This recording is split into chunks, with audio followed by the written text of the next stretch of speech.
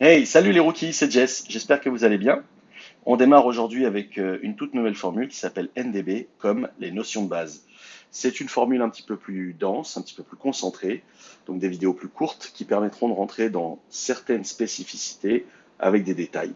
Voilà. Aujourd'hui, on démarre avec la possession d'équipe en zone défensive.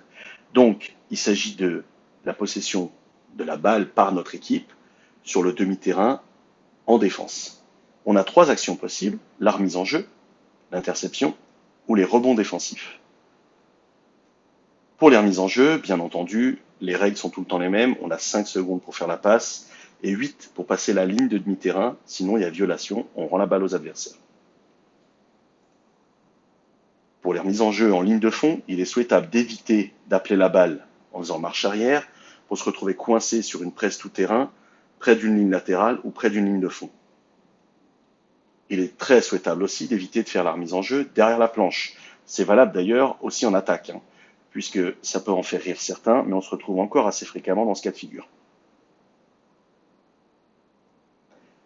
Dans le cas d'une presse tout-terrain, sur notre remise en jeu ligne de fond, ce que je demande moi, c'est que le joueur le plus haut, ici le 3 bleu, fasse un écran au joueur le plus bas, ici le 1 en vert.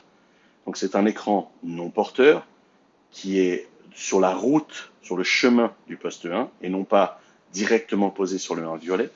Il suffit pour ça que le 1 bleu joue le coup correctement et emmène son défenseur dans l'écran, de manière à se libérer de son défenseur, et ce qu'on appelle casser en fait, casser la défense, puisque l'action derrière, ce serait effectivement le poste 1 qui éclate d'un côté, ici à gauche, en face de celui qui fait la remise en jeu, et le poste 3 qui lui va attendre son tour, va éclater de l'autre côté. Ainsi, la passe est faisable, donc je disais sur le poste 1, qui a pris une avance sur son défenseur, ou sur le poste 3, et vous remarquerez notamment notre poste 4 bleu qui est dans le logo, dans ce cas-là peut aussi redescendre, puisque si le poste 1 bleu et le poste 3 bleu sont encore sous la presse ou que la passe n'est pas facile, on a une passe assurée sur le 4 bleu ici. Il faudra tout de suite aller jouer avec et passer la ligne de mi-terrain derrière. Pour les remises en jeu en ligne latérale, on retrouve la règle des 5 secondes pour la passe et la règle des 8 secondes pour passer la ligne médiane. Schématisé de manière un petit peu plus courte, on a la même option en cas de presse tout-terrain des adversaires. Ce que je demande, c'est que le joueur le plus haut, c'est-à-dire le 3 bleu, fasse un écran au joueur le plus bas, ici le 1 bleu.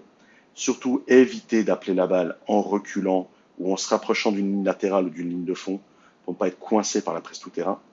Donc là, le 1 prend l'écran du poste 3 bleu et le poste 4, voyant ça, bleu bien sûr, peut déjà anticiper et aller se positionner sur un second écran de manière à ce que vous le voyez ici illustré, 1 prenne la balle un petit peu avant la ligne médiane sur une passe, drive sur quelques mètres pour passer la ligne médiane, et prennent tout de suite un second écran du poste 4 bleu, de manière à donner du retard 2 fois plus à son défenseur, et se retrouver dans l'option de jouer un 2 contre 1 en notre faveur avec le poste 5 bleu qui est déjà en bas.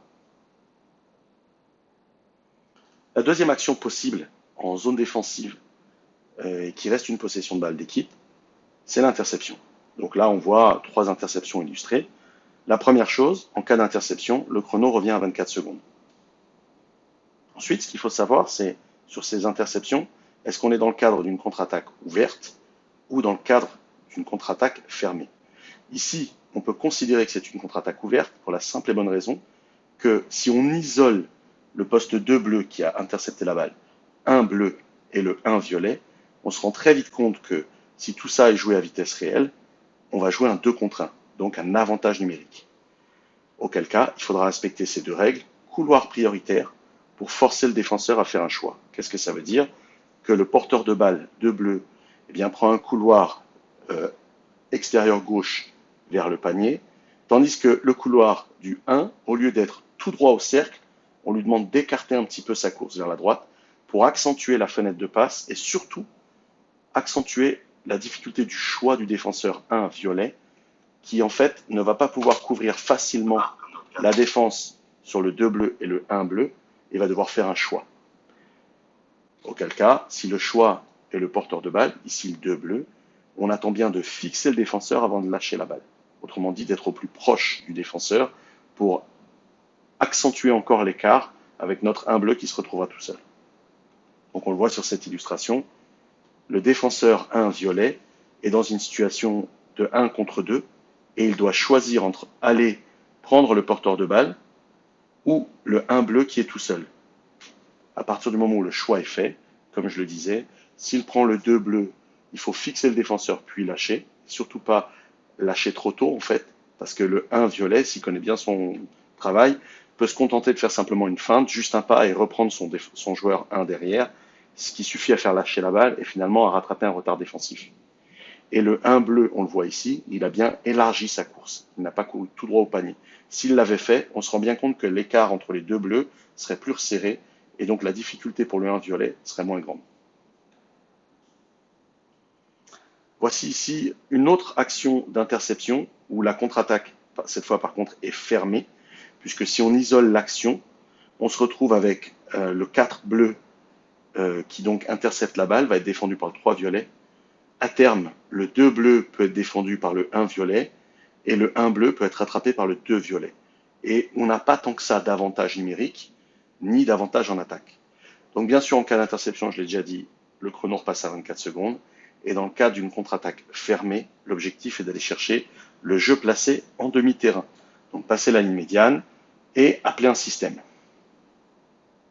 On en a fini avec les interceptions, on passe à la troisième action de possession d'équipe en zone défensive. Il s'agit là du rebond défensif.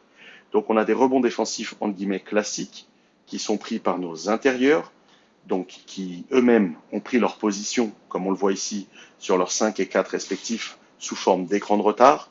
Pour accéder à la balle, je rappelle qu'on prend d'abord contact avec le joueur, on se libère l'espace où le ballon va arriver, et quand la lecture est faite que le ballon vient dans notre zone, c'est au dernier moment qu'on va chercher le ballon.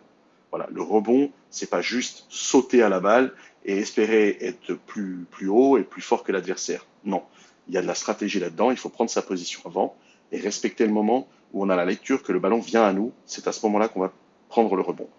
On l'a vu sur l'illustration juste précédente, bien sûr, en cas d'interception, le chrono revient à 24 secondes. Voilà. Dans ce cas-là, les trois ailiers, donc on voit ici les postes 1, 2, 3 bleus, sont dans la position de jouer ce qu'on appelle le fast break, la contre-attaque rapide. Donc la balle va sortir en zone de sortie, les deux grands rectangles bleus ici. Et si vous voulez plus de détails sur cette phase de jeu qui s'appelle donc le fast break, vous pouvez retrouver sur la chaîne YouTube Jess33 une vidéo dédiée au fast break qui reprend tous les détails et le déroulement de cette phase offensive. Il y a un dernier rebond défensif qu'on peut aussi illustrer ici. Admettons que nos deux intérieurs aient pris effectivement un écran de retard pour en quelque sorte enfermer sous le cercle les attaquants et éviter un rebond offensif, auquel cas la balle gicle un peu plus loin et c'est un ailier, là ici le poste 1 bleu, qui va venir récupérer la balle. Donc, en cas d'interception, bien entendu encore 24 secondes au chrono, et on joue la même phase, c'est-à-dire que nos deux ailiers restants, les 2 et 3, doivent se diriger sur les zones de sortie à gauche et à droite, afin qu'on puisse sortir la balle, et on voit ici que c'est le poste 1 bleu qui va chercher la zone de sortie. Mais on joue la même phase de fast break. Voilà. J'espère que ça vous aura apporté pas mal de petites précisions, en tout cas des éclaircissements. N'hésitez pas, si vous avez des questions, de mettre dans les notifs ou dans les commentaires, j'essaierai d'y répondre. Sur ce, je vous souhaite une très belle continuation, beaucoup de basket, et à la prochaine vidéo. Merci à vous.